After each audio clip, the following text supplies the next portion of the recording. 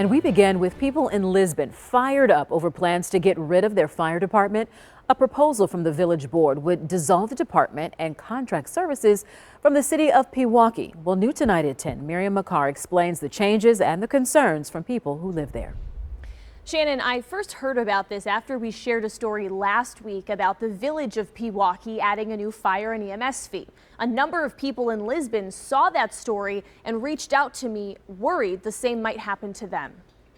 Just days after sharing financial struggles from Village of Pewaukee residents over their new fire and EMS fee. I consider this a slap on the face. Residents in the Village of Lisbon emailed me saying they're greatly concerned as their community is facing a similar situation. So I tuned into the village board's meeting on Thursday, where the board presented their plan to dissolve the village's fire department and use Pewaukee services for fire and EMS. We're looking at this as a partnership, and more than anything else is to share our skills, knowledge, and abilities with your community, as well as the Village of Pewaukee. Lisbon's 4-year contract with the Village and City of Pewaukee would consolidate the 3 municipalities to 4 fire stations, with 36 full-time firefighters and 1 fire truck and ambulance at each station. After listening to the proposal, lifelong Lisbon resident Anthony Savorius tells me he's still against getting rid of their hometown crews. I felt that we were blindsided as a community, and I felt that everything was already made up and that it was done before we even sat down. Savorius and his 2 siblings worked as part-time firefighters for the village's department.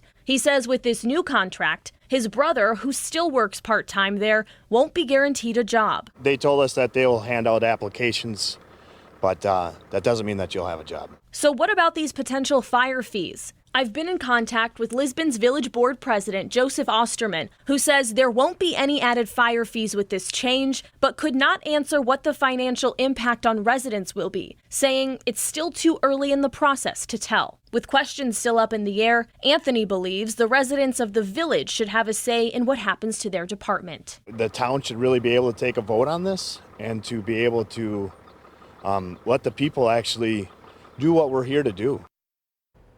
President Osterman says the reason for merging departments is because of staffing shortages and money. Aside from finances, another concern from residents with the merge is response time and a lack of fire trucks in their rural area. So where do residents go next in this process? Yeah, it's a good question. The village president tells me the next step is waiting for a finalized contract from Pewaukee before bringing it to a board vote. All right, thanks, Miriam.